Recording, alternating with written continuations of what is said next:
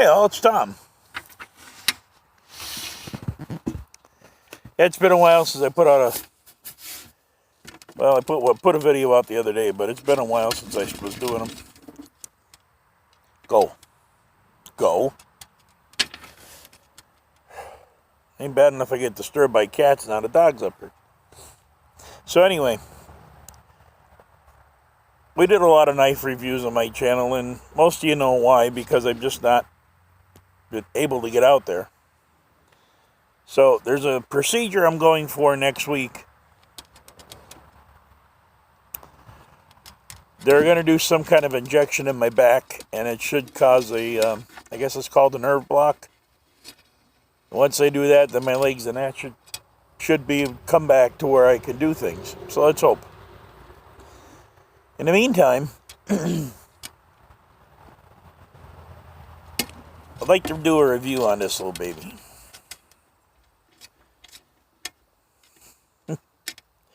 Yes, it's a hollow-handled survival knife, and yes, I do use them.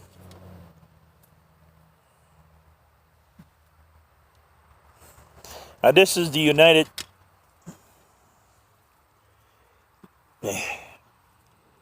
Cutlery UC212, in case you went looking for it. It's a D-guard.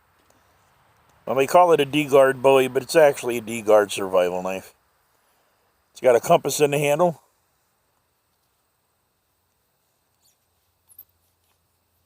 You take this off, of course. There's a little tube in there. On that tube, there's Morse code. I'm not going to be able to focus on it, but it's there. It's a magnifying glass on the bottom.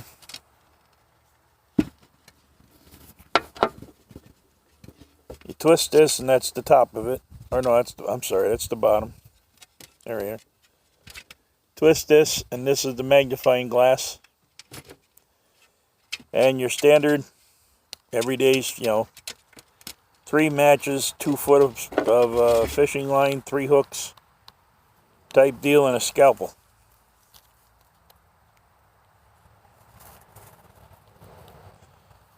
And this one's got a Band-Aid in it also. Now, I've owned 3 of these United Cutlery knives. This one here, the UC212. And every one of them had just a little bit something different in the tube and the accessory pouches, which we'll get to. Meantime, I'm going to see if I can't get this ignited. Just for giggles.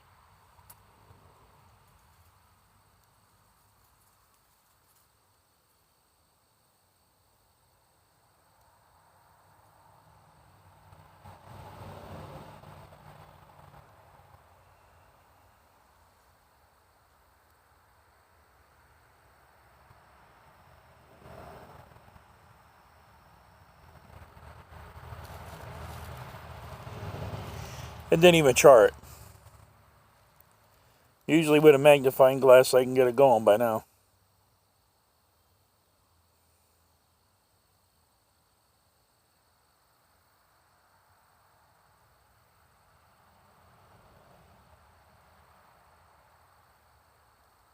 Got a good beam though.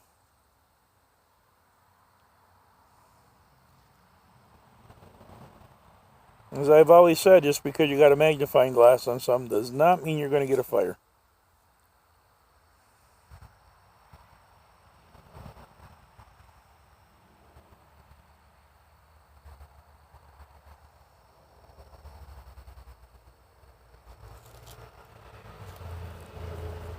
Didn't even heat it up. Okay, so that's enough of that. But that's what it's supposed to do. You're supposed to use that magnifying glass to get your fire started and the matches. And yeah, a lot of these knives are gimmicks. But the main function of this knife was to help you survive in the woods. Now this has got a zinc handle, and it's pinned. The blade comes up that far into the handle, and it's pinned in place. It's not loose. The D-guard comes off, and you've got yourself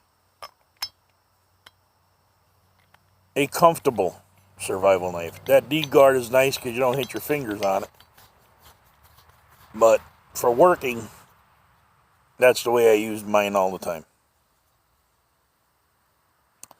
This has got a 440 HC 10-inch blade on it.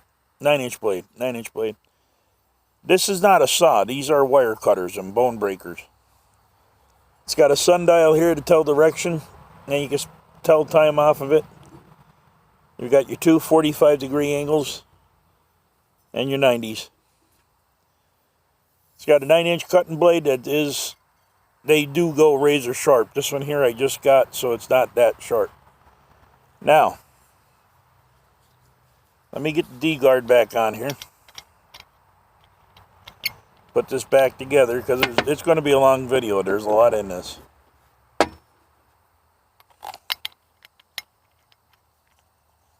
I'll do it later. So, this is a brand new one.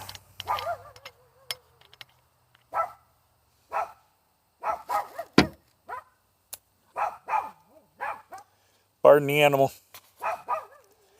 This is the sheath that goes with it. This is a nylon, heavy nylon Cordura sheath. Inside there's a really heavy plastic insert. Okay, now you can take this plastic insert out if the sheet rips. And it does have a little thing in here you can put your belt over. It's got 3 pockets down the front. First pocket, you have your typical wire saw. Except that these saws, if you use them correctly, I've used these saws out of this before, you can get a pretty good amount of wood before they break. The trick to wire saws is to let them cool off. Don't keep sawing and get them hot and really warm, because then they start getting brittle and break. Middle pocket here comes with a sharpening stone. Also comes with a snake bite kit and instructions. And there's a little pack of waterproof matches I put in there.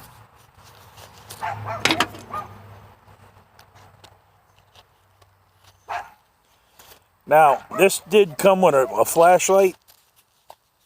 Small little flashlight, but it didn't work.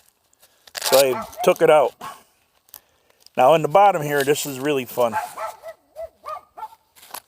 In the bottom here, you got a heavy duty snare. 2.5 foot snare. It's got an attachment point, a C-lock, and it's heavy duty. I've caught a lot of animals with these snares. And I've got 3 of them. Not that I carry in here, but I've got 3 of them for all my knives. They have never broken yet. And I actually caught, by accident, I caught a deer. A small doe one time by the hoof. And it held it.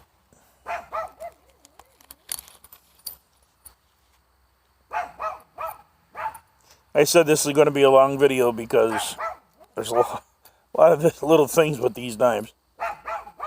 So, it has a wire saw, a snare, ready-made snare, flashlight, sharpening stone, and that's the whole sheath.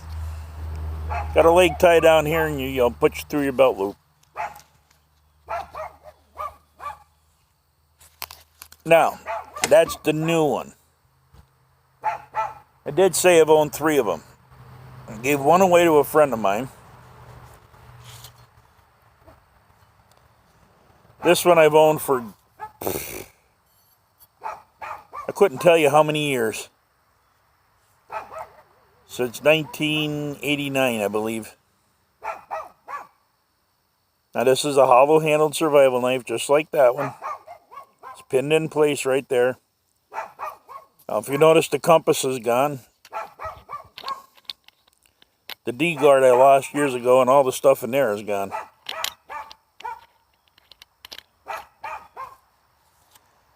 Now this knife has seen more areas than I care to think. I had my K-bar, my whatever, and I used to carry this on my pack just for chopping and stuff. But I also took this out a few times because when these knives first came out, it was during the survival era, where guys were survivalists, they weren't woodsmen.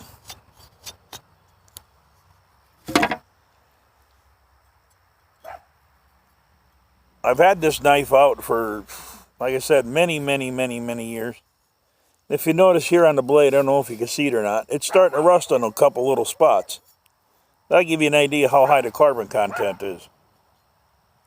Same thing as the other knife, it still has the little compass face here. The only difference between these two knives is this is stamped, the logo is stamped into the blade, that one's not. Now this one here, after 20 years of hard use, I mean hard, it's got a little wiggle to the blade, and you can actually go in there with a punch and reset that blade. You know, open up the roll pin, so to speak. The sheath for this knife is the same as the other ones. You know, there's 3 pockets. I don't use this one anymore. So, after 80, 89, 99, 99, this be 30 years old. Last month. Yeah, in August I bought this in 89. I bought it at the end of the summer. At that time I used to take long trips. And I bought this specifically. I had a Parker I May also, a 633, another hollow-handled big knife. And I loved the knife and it had sentimental value, so I bought this just to beat on. And I have beat on it. And it's still in one piece. So the whole point of this is I wanted to show you a couple of great knives. And also, you know, the debate over whether a hollow-handled survival knife will hold up or not. When I tell you I've beat down trees with this, I've beat down 6-8-inch trees with this to make shelters for the week and firewood, shingles. At one point in time, this is all I used to carry when I knew I was going on a long trip, as a pocket knife, you know, my Swiss Army knife and this. It's hollow-handled survival knives. Are they a really option? Yeah, they are a real option in our world. You got to sort through them and find the good ones, though. And get rid of all the bells and whistles, like the compass that sits in the handle. Figure out for yourself what works and what doesn't work. Or for that matter, you got three pouches on there, about 3x2. Put your own stuff in. As you can see, the D-ring from the old one, or the new one, fits the old one. And that tightened that blade right up. Sharp. So, this is Tom. I want to thank you for your time and your patience. Now, Cutlery 212. Viable option for the woods. We'll see you guys on the next one.